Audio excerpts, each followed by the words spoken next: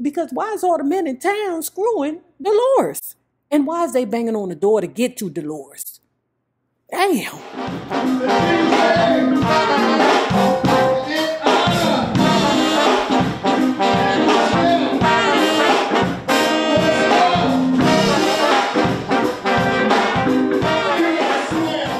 Well, hello there, love bugs. Hello there, Bellas. If you have not already done so, please remember to like, share the Facebook, subscribe, and visit uptopbeauty.com for this Black Hilda hat. You can get the hat and the Michelle Lippy for $40. Yeah, we got a promo combo going on.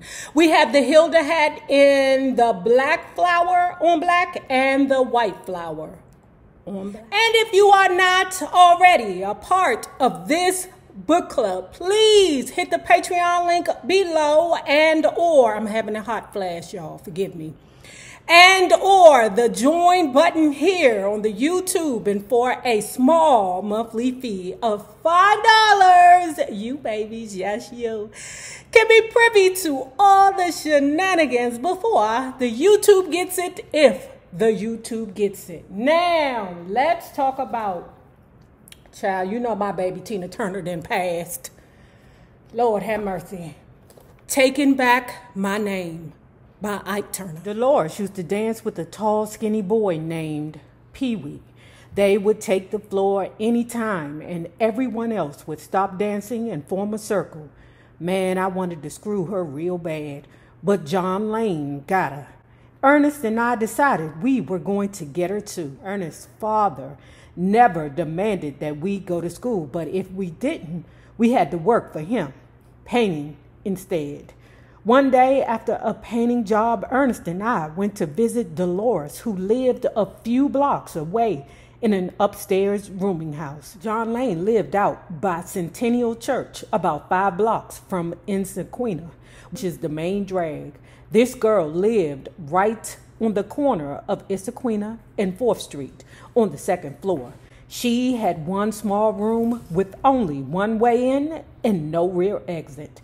There was no other way down except to climb through the window which led to the roof. That night, Ernest and I went up there, and we were in there tearing her up. Boy, when we heard bang, bang, bang, bang, bang on the door, she said, "Who is it?" "It's John Lane. Open this door." Pause.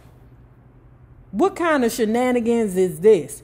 Because, okay, she living in a rooming house. She might be selling fish dinners out of that room. She should be selling it. I know she ain't giving it away to 2 boys. I can't stand when a woman stand in judgment of a hoe because she decides to sell the vaginas when it's hoes like Dolores that be giving it away for free. And then on top of that, I don't even understand why 2 men would want to sleep with one woman at the same time. That's gross.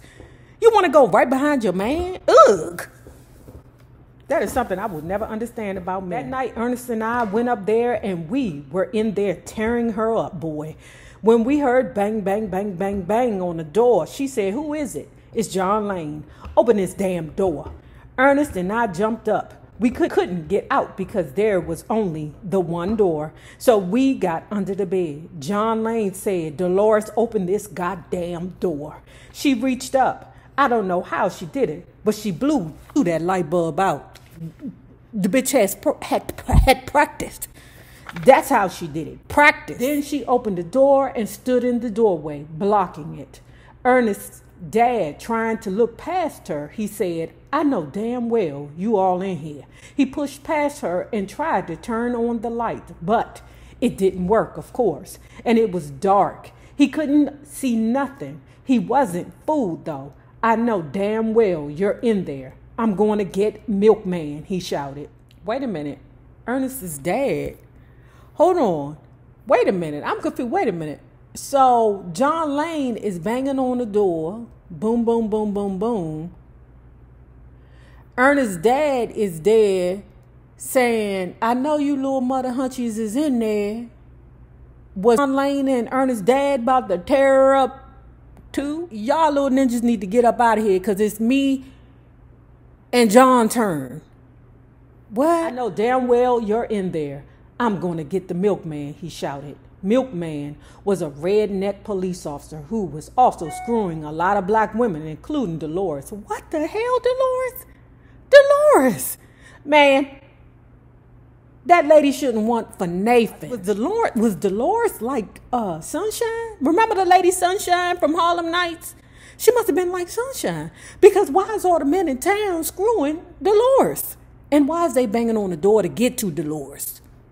Damn. She was very popular because of her big ass and full tits. As John left to get the policeman, we raised the window and climbed out on the flat roof where Dolores had hung out her laundry. We could hear the heavy footsteps of Ernest's father going down the stairs. We were frightened, so we started running. We ran about 6 blocks to Ernest's dad's house. We got there before his father did, so we pulled out the couch, which doubled as our bed, got in, and pretended to be asleep. Ooh, them little bad mother hunches. On the way home from school, years before we knew Dolores, we had to pass John Lane's house on Yazoo Street. One day, Ernest and I were coming down the street, and we heard this boogie-woogie on the piano coming from his house. Man, we was flying. We looked through the window, boy, and I saw Pine Top Perkins playing the piano. Well, that guy, he was whooping the piano to death, man. It excited me more than anything in the world. It put a burn in my mind. Anyway, that's when I was fascinated by the piano. My first teacher at Booker T. Washington grade school was mean. Her name was Miss Harper Paris. She taught primary grade. Today, they call it preschool. She was bad, man. She whooped us with a big stick.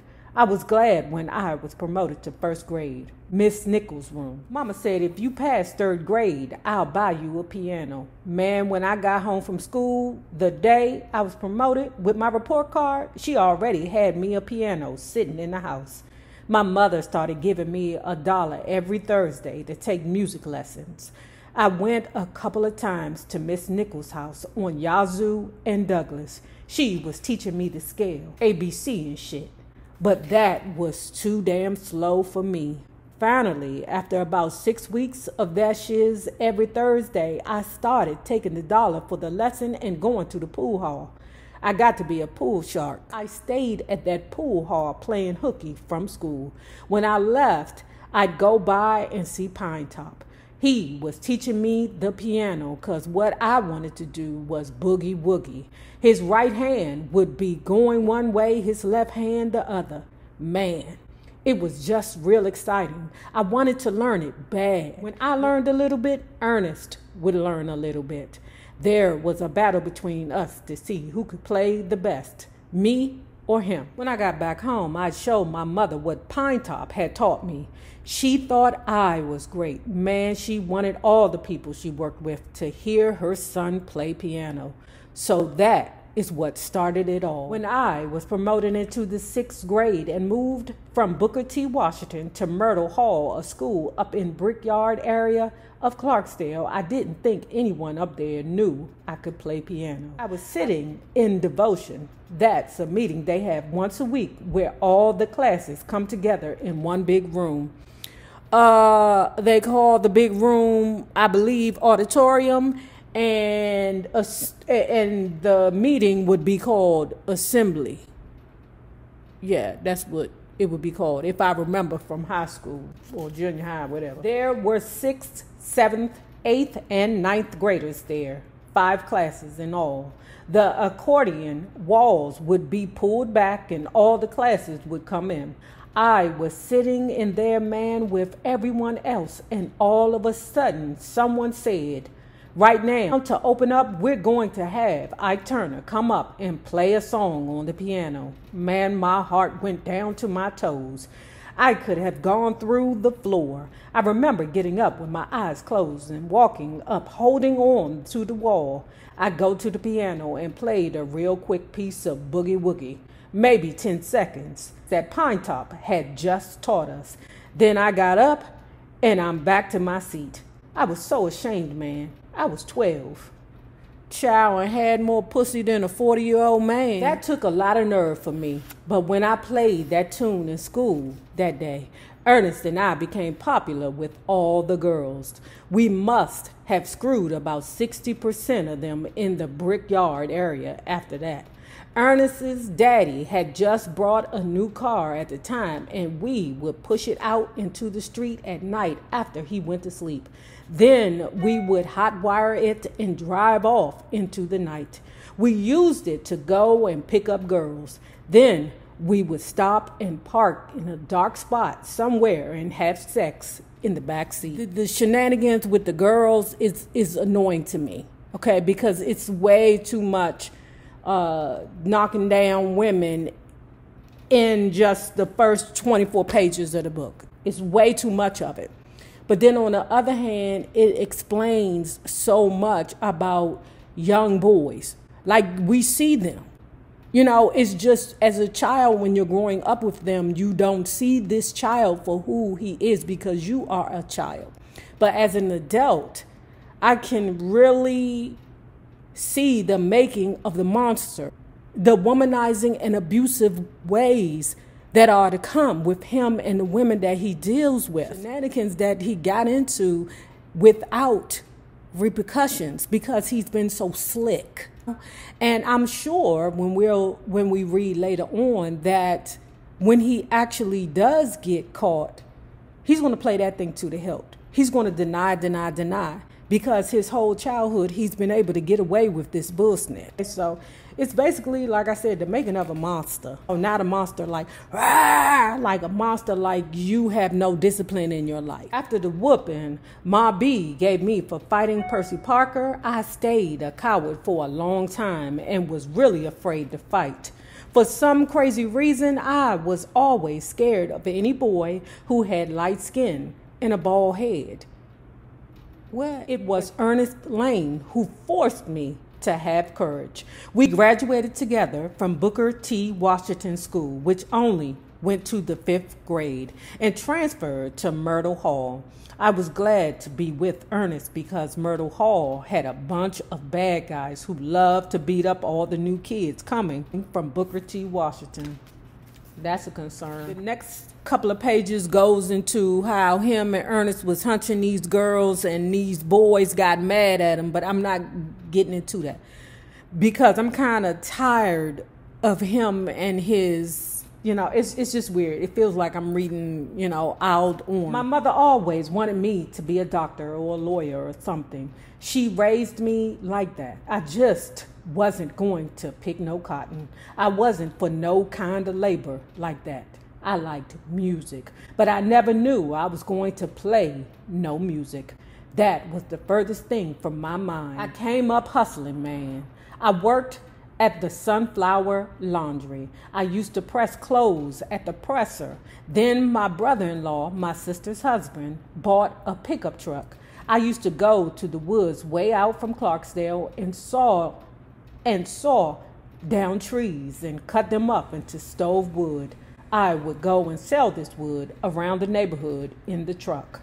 I was real young and had no business even in the truck, but I did what I had to do in order to get by. Now, pause. His mother made enough money so that he didn't have to work this hard at 12, 13, 14 years old. There's no reason for him to be all over the place the way he is. Now, I also believe that there are some undiagnosed mental health concerns, hence why he just had no act right. He had no discipline in his mind. He didn't even have any self-discipline. He just did what he wanted to do. And I understand that you're a young man, but you don't have to do these things. But he wanted to do these things. He wanted to be out in the world. He was an adrenaline junkie, much like them street dudes are. They want to go out on the street and be in fear of their life every night. They want to get shot at once or twice a week. That's what makes them happy.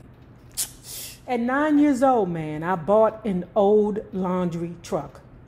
I paid $200 for it. He said 9 years old. Something's okay. I'll move forward. At 9 years old, man, I bought an old laundry truck. I paid $200 for it. I sold chickens and shiz to get the money to buy it. At 10 years old, I had my whiskey still out in the woods. I was selling whiskey all over. That's how come I can tell you about everything in the state of Mississippi. Give me some rye, some sugar, and corn, and I'd make you some corn liquor. Shiz, if the police found it and don't catch you there, they ain't gonna do nothing but tear it up.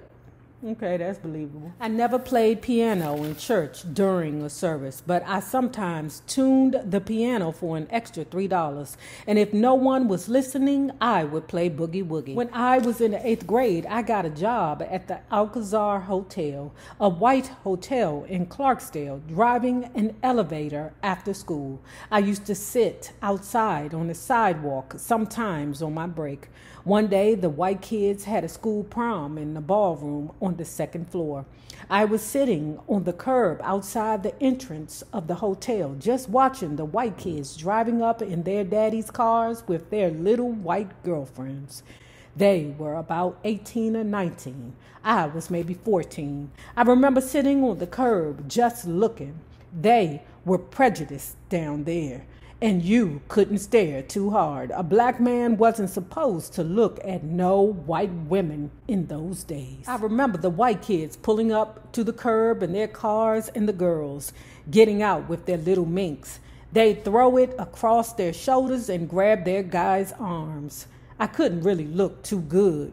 They'd kill you for staring at any white woman. That was just so exciting to me, man, to see all those pretty girls coming there. I just wanted it, like a craving that wouldn't go away. I guess that's why when I was with Tina, I was so hoarse. I had so many women. I just had to have what I had wanted as a child. Nigga, you getting it. You getting it. You hunching everybody. You hunching the old ladies. You hunching the prostitutes for free. When I was a kid and I went to the movies, it was a nickel. The Three Stooges were real popular. So was Wild Bill Hickok and Gene Autry. I used to go to the show every Saturday to catch Tarzan and Nayoka. I don't know why I don't remember Nayoka. I do remember Tarzan. Wait a minute, is Nayoka Tarzan's wife? Anyway, I remember the monkey, but not the woman. Nayoka was this white chick who used to swing through the jungle just like Tarzan. She would fight lions and shiz, and she had this little piece of leopard skin or something that covered her cat. So I'd sit in the front seat of the movies every Saturday trying to look up under that little flap. Nayoka was real rough. I was in love with her. I didn't know it until after Tina and I broke up, but unconsciously I made Tina Nayoka. Tina Turner on stage is real wild with the long hair, just like that jungle woman I'm talking about. Rough the way she was rough. If Tina hit you accidentally while she was performing, man, you really get hurt. There's nothing feminine about her at all. There's a lot of force in her movements. Everything she does is rough. And this is why I say Ickety Ikety had her in the bed with all his love things. Now, Tina ain't said in Tina, but you could tell that Tina was hunching on some of Ike's girlfriends. I would buy Tina $4,000 gowns and cut them up into rags. I wasn't aware I was making Tina into Nayoka until after we divorced. Then it flashed on me that that's what I'd done. Subconsciously, I turned Tina into Nayoka.